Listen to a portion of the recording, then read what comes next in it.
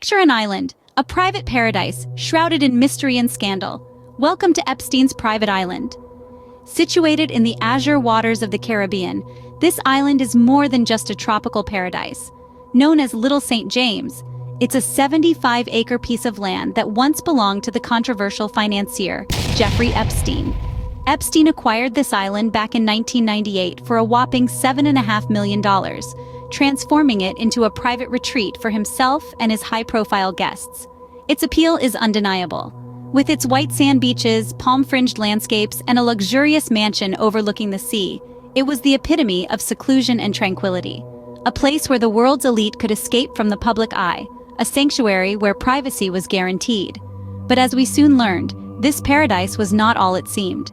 Despite its outward allure, rumors began to circulate about the island. Whispers of secret parties, powerful guests, and more sinisterly illegal activities started to tarnish its image. The island quickly became synonymous with Epstein's alleged crimes, casting a dark shadow over its sun-drenched shores. The once idyllic retreat began to take on a more ominous persona as details started to emerge about what actually transpired behind its guarded gates. This island, once a symbol of Epstein's wealth and power, is now a symbol of his alleged crimes. It's a chilling reminder of the dark underbelly that often lurks beneath the surface of wealth and power. Have you ever been convicted of a crime? Yes. What was the crime of which you were convicted? Two counts, one soliciting prostitution and procuring a minor for prostitution. A place that, despite its beauty, is now associated with some of the most shocking allegations of our time. So, what really happened on this island? What secrets does it hold? And how did it become the epicenter of one of the biggest scandals in recent history? The answers to these questions are as elusive as the island itself, shrouded in mystery, hidden beneath layers of intrigue and speculation.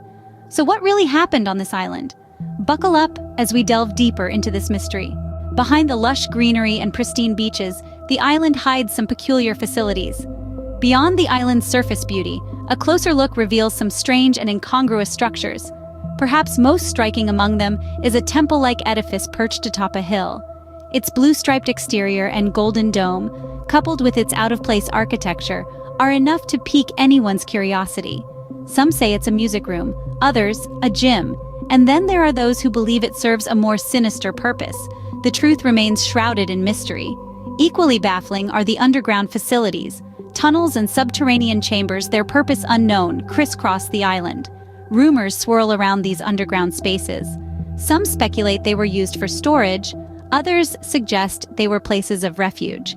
But the most unsettling rumors hint at them being used for clandestine activities far removed from the idyllic surroundings. In addition, there's a bizarre sundial, an oversized outdoor chessboard, and other oddities scattered across the island. None of these facilities seem to fit the usual narrative of a Caribbean retreat. Instead, they fuel the whispers and speculation about what truly went on in this tropical paradise. Adding to the intrigue, the island's main residence, a mansion known as the Great House, has secret doors leading to hidden rooms. It's a labyrinthine dwelling that seems more suited to a mystery novel than a billionaire's private island. Furthermore, the island's security measures were unusually stringent. High-tech surveillance systems, guarded entrances, and a staff sworn to secrecy created an impenetrable fortress of privacy. This level of security, while not entirely uncommon for a person of Epstein's wealth, does raise eyebrows considering the island's remote location. Every inch of Epstein's private island seems to hold a secret. Each peculiar structure, each hidden room, each underground facility adds a new layer to the mystery. The island, once a dreamy paradise, now stands as a haunting enigma, its secrets locked away just like its former owner. These strange constructions only add more questions to the enigma that is Epstein's private island. The island wasn't just a sanctuary for Epstein, but also a haven for some of the world's most influential individuals.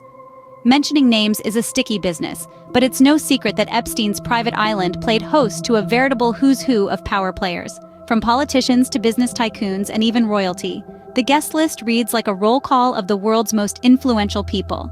Let's start with Bill Clinton, the former president of the United States. According to flight logs, he took at least 26 trips on Epstein's private jet, known colloquially as the Lolita Express. While Clinton insists his relationship with Epstein was purely professional, the frequency of these trips raises a few eyebrows. Then there's Prince Andrew, the Duke of York. His connection to Epstein has been the subject of much media scrutiny.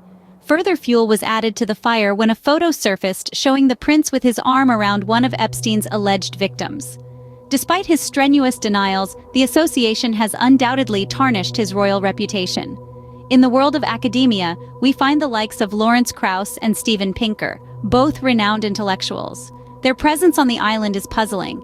Could they simply have been drawn in by Epstein's philanthropy and scientific research? Or is there more to the story than meets the eye? The list doesn't end there. Many other high-profile individuals have been linked to Epstein's island.